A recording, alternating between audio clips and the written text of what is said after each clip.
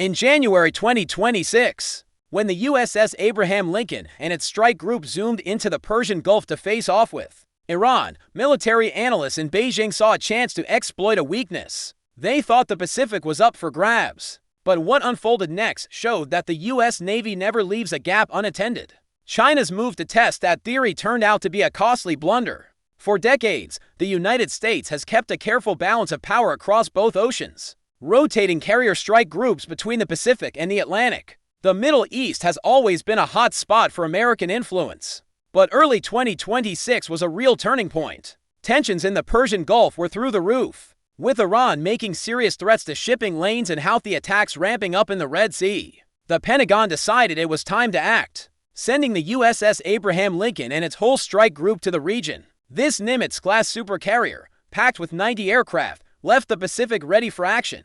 A cruiser for Arleigh Burke-class destroyers, and several fast attack submarines, over 6,000 sailors and billions in military gear, all heading west. And guess what? China noticed. For their military strategists, this was a moment they'd been waiting for. The Pacific Fleet's most ready carrier group was suddenly thousands of miles away. The USS Ronald Reagan was in port for maintenance in Japan, while the USS Theodore Roosevelt was still weeks away. Military satellites over the South China Sea picked up something the Pentagon dreaded: increased activity. Chinese naval ships started routine drills in disputed waters, while fighter jets got closer to Taiwan's airspace. In the Philippine Sea, submarines began exploring areas they hadn't dared to approach in months. Beijing's strategy is clear. With the Lincoln out of the picture, America's response time to any incident in the Pacific is ticking away. They planned for weeks, not just hours, crunching numbers and mapping out deployment schedules. But guess what? They totally overlooked Plan B.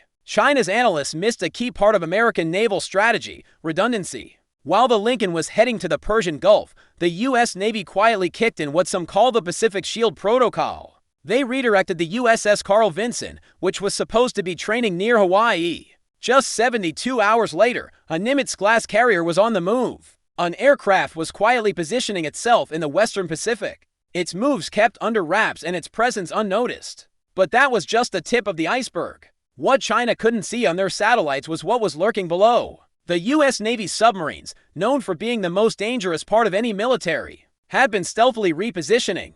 Virginia-class fast attack subs, loaded with Tomahawk cruise missiles and able to track enemy ships for weeks without being detected, were already in the South China Sea. And then, the wild card in this story?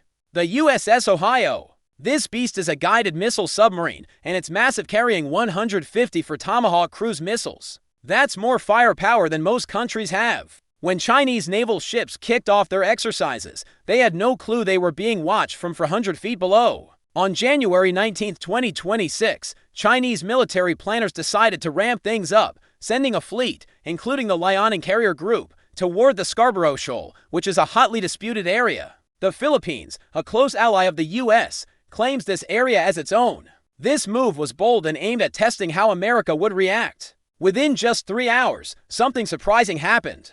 A U.S. Navy P-8 Poseidon aircraft flew overhead, followed by another, and then a third. They were tracking the Chinese fleet in real time. But what happened next was even more telling. The USS Carl Vinson appeared just 600 meters away, close enough to launch its aircraft while staying safe. Within hours, FA-18 Super Hornets were ready to go. Hornets were just doing their thing in the area, but the real message came from below. A Virginia-class submarine popped up right in sight of the Chinese destroyer Nanjing. Not to attack or threaten, but just to say, "Hey, we see you." The message was crystal clear: "We know where you are, and we're always around." Within 24 hours, the Chinese fleet turned around. Officially, Beijing called it a successful end to scheduled exercises, but satellite images told a whole different story. Ships returning to port far ahead of schedule. The Liaoning carrier group retreating to Hainan Island. Military analysts in Washington called it a miscalculation correction. China had bet that America was stretched too thin, that the Lincoln's departure had created an opportunity. Instead, they discovered something the U.S. Navy has known for decades. There is no gap. Not in the Pacific, not in the Atlantic, not anywhere. The United States operates 11 aircraft carriers, but more importantly, the U.S. operates the biggest submarine fleet in the world, along with super advanced maritime patrol aircraft and a global network of alliances. When one carrier heads out, another one's ready to take its place. While the surface fleet is busy, the submarines are keeping an eye on things. If an adversary thinks they've found a weakness, guess what? They've already been spotted. This little-known incident shows a key truth about American naval power. It's not just about defending the Pacific with one ship. Our carrier group is backed by an impressive system.